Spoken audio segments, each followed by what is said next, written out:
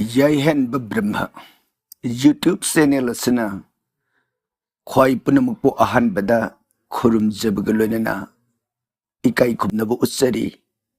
loinana mamangi tangkak amada aikoina daily auspicious time haidana numit khudingi oiba afafattabgi pungphamgi matangda aikoina thagat sakhiba adugumba post blog adubu miing tabiraba matungda khwai nungsijarba aikoigi listener viewers singna tongan ba mot comment thagat wahi mayam ama phongdokpirei ming kharadang lokhatjarabada aikoigi nungsijarba viewer Anjana Singh Kiripa Mayi Nongmai Them Hemolata Haisnam Yeksalai Official Sisu Ai Dabayanti Sangubam Konsam Saitabati Devi Thambal Tombi Laisram Saitya Blog Babita Devi John Seo Birlaz Jet Asina Singba Nungsiraba Marup Singh Asina Aikoigi Thagat Sakhiba post asibu Nungai Bagi Apamba Phungduk Pirei Makata Nasu post asi Thagat Piraknaba Tak Pirei Aduna Maram Oidana Ngasi Amuksu Khwaigi Mitnakong Aikoi Punna Uiminaba Yagadra Khanjaduna Amukasu Hanna Tangkakasi Laukatsari Aduga aikoina thamjariba thoram masibu upload tawkhatsaruba matamda pambibagi thagat wahi phongdokpirakpasingi marakta tongan oina mingdi pathoksadre apunbagi marakta tongan takpirakpasingi maraktagi aikoigi thoram asida pungning thaugatpibaga loinana topna thambirakpa wafam kharagi aikoi punna khangminnaba yananaba mawongda thamjari madudi aikoigi sida thagatsabada yaugiba aikoina bharam haibaduni mapal matangsima aikoi topna thamjahodre masigidamak wafam sibu phongdokpirakpa thagatsaba phongdoksari haibadi Mahendra Jog haibasi karino haibagi wafam sida mot takpirakbani sumi Mahendra Jog haibasi Amrita Jog phai hairibado adudagi su hena phaba Mahendra sina khwaidagi hena phaba pungphamni magi pungpham si phangdraba matamda Amrita Jog su yai haidana makha taba thangnaba aphabani ado khwaidagi hena phabadi Mahendra Jog asini haidana thamjari aduga tonganbu wafam amada muk takpirakbada Rahu Kal Ketu Kal haibasi kari oigadoino haibagi wafam amasu takpirei matangsida Rahu Kal haibasi ngasai aikoina thamjariba marakadda fattabagi pungphamsing aduda adum oire haina lawbasu yai adubu Rahu Kal sigi magi sapsaba niyom amadi lei masi niti gi oina leigadaba khwaidagi fattaba pungpham makhal amani Rahu Kal si numit na hek thokpadagi na numit taba phawbagi manungsida leigadoba 90 minutes ki khwaidagi na phattab nomasigi matam adubu Rahu Kal hairaga khangi hairiba 90 minutes ki matam asibuni Rahu Kal magi tongana alakoina mapasi sini haidana takpasu yai adubu punna samjinna haijarabada akoina thagatsaribasida fattabagi pungphamsing asigi marakta Rahu Kal gi 90 minutes ki matam sima hek yauba mapadu Rahu Kal oire haina samna adum oina khangbinanaba hangatsari aduga Ketu Kal haiba ma takpirei basi Ketu Kal haibasidi nitigi oina koina sathariba haibadi fattabi matam apabi matam haina piribagi kangrupsida madi sandi Ketu Kal haibasidi tonganba Ketu gi dasa oiradaba matamduda haibadi madi nongmada natre mi dugi oina adumuiba magi dasa makhalamani haibadi maru oina Ketu sina magi matam oiradaba mana resi piradaba matamduda aikoigi ꯀꯥꯜ ꯁꯔꯄꯒꯤ ꯗꯁꯥ ꯃꯁꯤ ꯃꯄꯨꯡ ꯑꯣꯏꯅ ꯊꯣꯛꯏ ꯑꯗꯨꯒꯨꯝꯕ ꯃꯇꯝꯗꯨꯒꯤ ꯃꯥꯒꯤ ꯇꯣꯉꯥꯟꯕ ꯋꯥꯐꯝ ꯑꯃꯅꯤ ꯊꯝꯖꯔꯤꯕꯁꯤꯅ ꯅꯤꯇꯤꯒꯤ ꯑꯣꯏꯅ ꯑꯩꯈꯣꯏꯅ ꯊꯝꯖꯔꯤꯕ ꯑꯐꯕ ꯃꯇꯝ ꯐꯠꯇꯕ ꯃꯇꯝ ꯍꯥꯏꯗꯅ ꯄꯤꯔꯤꯕ ꯄꯨꯡꯐꯝꯁꯤꯒꯤ ꯃꯅꯨꯡꯗꯗꯤ ꯔꯥꯍꯨꯀꯥꯜ ꯍꯥꯏꯕꯁꯤ ꯌꯥꯎꯔꯣꯏ ꯍꯥꯏꯅ ꯋꯥꯐꯝꯁꯤꯃ ꯇꯣꯞꯅ ꯊꯝꯖꯔꯤ ꯑꯗꯨꯒ ꯑꯩꯈꯣꯏꯅ ꯉꯁꯤ ꯅꯣꯡꯃꯥꯏꯖꯤꯡ ꯅꯨꯃꯤꯠ ꯃꯥꯔꯆꯀꯤ ꯇꯥꯡ 28ꯁꯤꯗ ꯊꯝꯖꯔꯤꯕ ꯍꯥꯏꯕꯗꯤ ꯏꯪ 2025ꯁꯤꯒꯤ ꯑꯐꯕ ꯃꯇꯝ ꯐꯠꯇꯕ ꯃꯇꯝ ꯍꯥꯏꯕꯗꯨ ꯎꯠꯆꯔꯤꯕꯁꯤꯗ ꯌꯦꯡꯕꯤꯔꯒ ꯃꯊꯪ ꯏꯍꯥꯜꯍꯥꯟꯕ ꯑꯌꯨꯛꯀꯤ ꯄꯨꯡ 5:15 ꯄꯨꯡ 6:04 ꯐꯥꯎꯕꯒꯤ ꯃꯇꯝ ꯑꯁꯤ ꯃꯍꯦꯟꯗ꯭ꯔ ꯖꯣꯒꯀꯤ ꯃꯅꯨꯡꯗ ꯂꯩꯔꯒ ꯃꯊꯪ ꯄꯨꯡ 6:04 ꯑꯁꯤꯗꯒꯤ ꯍꯧꯔꯒ ꯄꯨꯡ 7:10 ꯐꯥꯎꯕꯁꯤ ꯑꯃ꯭ꯔꯤꯇ ꯖꯣꯒ ꯂꯩꯕꯅ ngasi nungmaijing namit ki waina aphabagi pungpham ase angan bayuk nong hek ngan badagina sunrise timing dagi pung 8:10 phawbasi pharaga satli aduga matangda sunya jok ki pung 8:10 dagina pung 12 haibadi pung 12:13 mari phawbasi amuk sunyo phattabagi matam se oiramaga pung 12:13 mari dagina Namijung matung nung tilgi pung amaga minute kun ga humdoi phawbase mu mahendra jok da halai sumoidana magi thamjariba pung pham sing asi yengbiraga ngasi gi oina mathangi tang kun ga marigi sunrise timing haibadi pung 5:10 phawbada leiriba aphaba phattaba matam utsari aduga posta su takpirakba ningthaukaaba numit ki haibadi March ki tang 13 ing 2025 gi Monday numit ki apaphatta su thagat pira u haibadu thamjare numisida ayuki pung 5:13 dagi horaga pung 6:52 phawbagi matam se amrita jok ta lermaga adudagi pung 6:52 dagina pung 10:08 phawbasina bakra jok ki manungda leiraga sum mathang salakpasina mathangi March ki tang 15 leibak pokpa numit haiba tare masigi anganba ayu nong ngalakbagi pungpham pung 5:10 phawbasigi oiba sart adu thamjari mathangda amuk Tuesday March 25 2025 asigi oina amuk thamjari ba sart asigi ahobada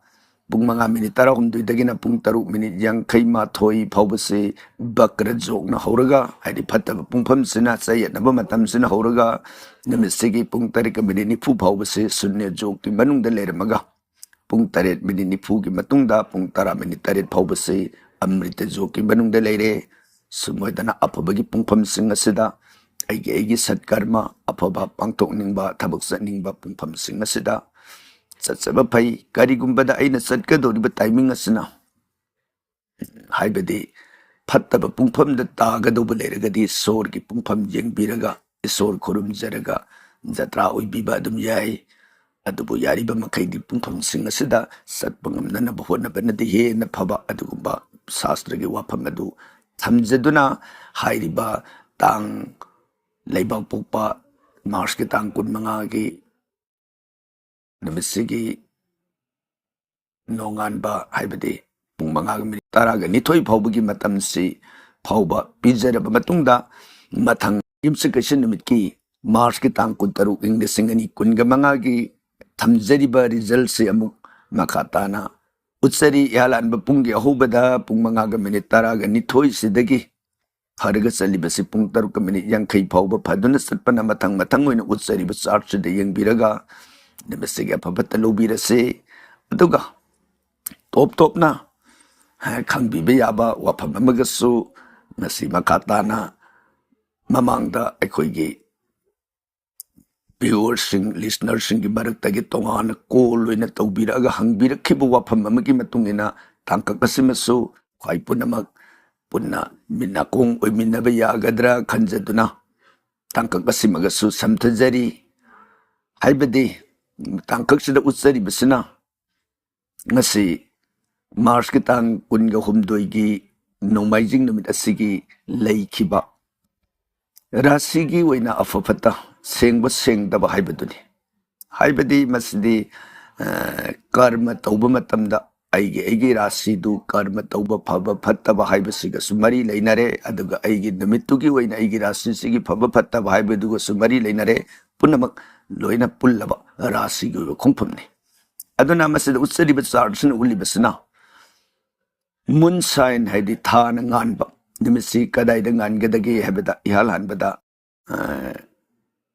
moon sign असि निमिसदा पोकपा अंगांग अदु धनु राशि ओइदोइनि धनु Rashida चंद्रसि ngalage leba matam Madhubani उत्सरिबसि निमिसदा धनु Rashida lab निमिसदा राशि तराग निथोय असिदा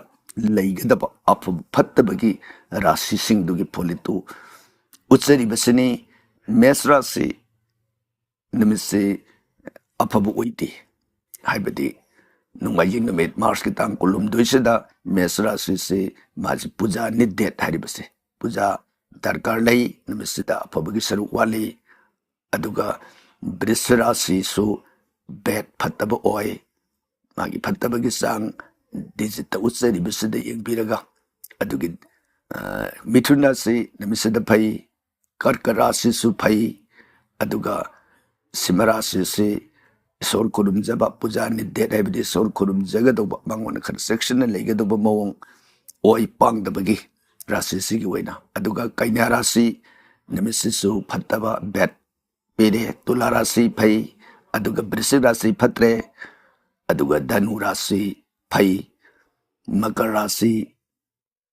फत्रे अदुगा कुंभ राशि फै mean राशि फै सुमोइदना हाइरिबा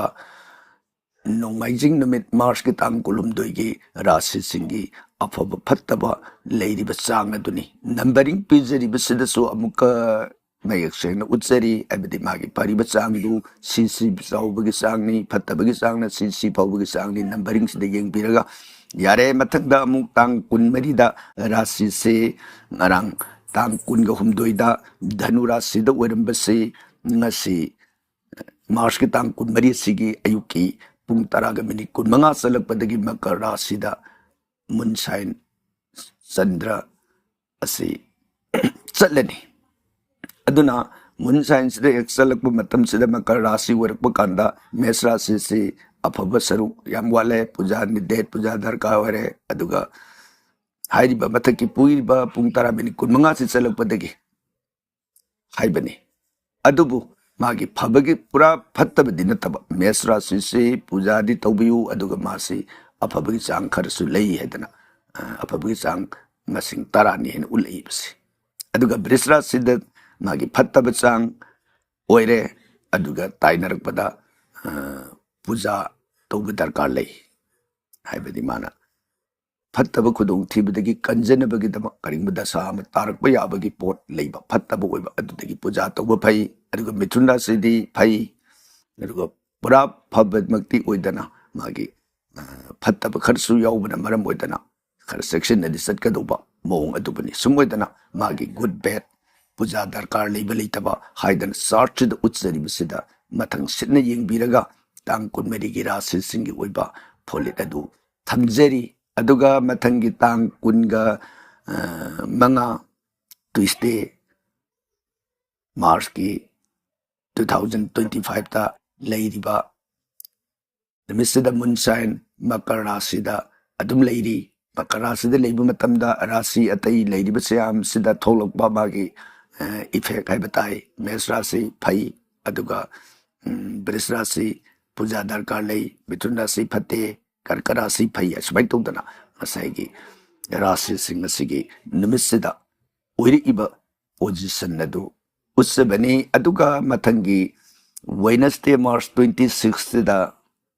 2025 सिगी लैरिबा निमिसिगी ओइबा राशिगी फोलिता निमिसिगी निमिदांग वाइरमगी पुंग अहुंग मिनिट 10 चलकपदगी मकर राशि से तोगा कुंभ राशिदा मून साइन से चलनी मून साइन से चलक मतमदा थोलकपा राशि अतैगी इफेक्ट सिंग अदुना मथंग सिन उत्सरिबसनी मेष राशि अफब ओय अदुगा मागी फरिब चांग अदु उल्ले ताइनरकपद वृष राशिना मागी पूजा तौबा दरकार लै फबगी चांग सिदा ꯄꯨꯖꯥ ꯑꯃꯒ ꯌꯥꯎꯗ꯭ꯔꯒꯗꯤ ꯄꯨꯔꯥ ꯐꯕ ꯉꯝꯗꯕꯒꯤ ꯁꯨꯝꯑꯣꯏꯗꯅ ꯅꯨꯃꯤꯠꯁꯤꯗꯁꯨ ꯎꯠꯆꯔꯤꯕ ꯇꯥꯡ 16 ꯐꯥꯎꯕ ꯆꯥꯔꯠ ꯑꯁꯤꯃꯇꯪꯒꯁꯨ ꯃꯌꯥꯝ ꯑꯩꯒꯤ ꯔꯥశꯤꯒꯤ ꯑꯣꯏꯕ ꯑꯩꯒꯤ ꯀꯔꯃ ꯄꯥꯡꯊꯣꯛꯅꯤꯡꯕ ꯖꯇ꯭ꯔꯥ ꯇꯧꯅꯤꯡꯕ ꯍꯤꯔꯝ ꯈꯨꯗꯤꯡꯃꯛꯇ ꯀꯥꯟꯅꯕ ꯌꯥꯒꯗ꯭ꯔꯥ ꯈꯟꯖꯗꯨꯅ ꯇꯥꯡꯀꯛꯄꯁꯤꯃꯁꯨ ꯌꯥꯏꯍꯟꯕ ꯕ꯭ꯔꯍ꯭ꯃꯒꯤ ꯃꯥꯏꯀꯩꯗꯒꯤ ꯊꯝꯖꯕꯅꯤ꯫ ꯀꯔꯤꯒꯨꯝꯕꯗ ꯍꯤꯔꯝꯁꯤꯒꯤ ꯚꯥꯞ ꯇꯥꯗꯕ ꯌꯥꯎꯔꯒ ꯍꯪꯕꯤꯔꯛꯑꯣ, ꯅꯠꯇ꯭ꯔꯒ ꯀꯥꯟꯅꯗꯦ ꯍꯥꯏꯅ ꯈꯜꯂꯒꯅ ꯆꯦꯞꯇꯔ ꯑꯁꯤ ꯂꯧꯊꯣꯛꯆꯒꯦ ꯍꯥꯏꯗꯅ ꯈ꯭ꯋꯥꯏ ꯄꯨꯝꯅꯃꯛꯀꯤ ꯃꯐꯝꯗ ꯍꯪꯒꯠꯆꯔꯤ꯫ ꯂꯣꯏꯅꯅ ꯉꯁꯤꯒꯤ ꯑꯁꯤꯒꯨꯝꯕ ꯇꯥꯡꯀꯛ ꯑꯁꯤꯕꯨ ꯌꯦꯡꯕꯤꯔꯤꯕ, ꯇꯥꯕꯤꯔꯤꯕ ꯑꯃꯗꯤ ꯀꯃꯦꯟ ꯄꯤꯕꯤꯔꯛꯈꯤꯕ ꯈ꯭ꯋꯥꯏ ꯄꯨꯝꯅꯃꯛꯄꯨ ꯑꯔꯣꯏꯕꯁꯤꯗ ꯌꯥꯏꯍꯟꯕ ꯕ꯭ꯔꯍ꯭ꯃꯅ ꯑꯃꯨꯛꯀꯁꯨ ꯍꯟꯅ ꯈꯨꯔꯨꯝꯖꯔꯤ꯫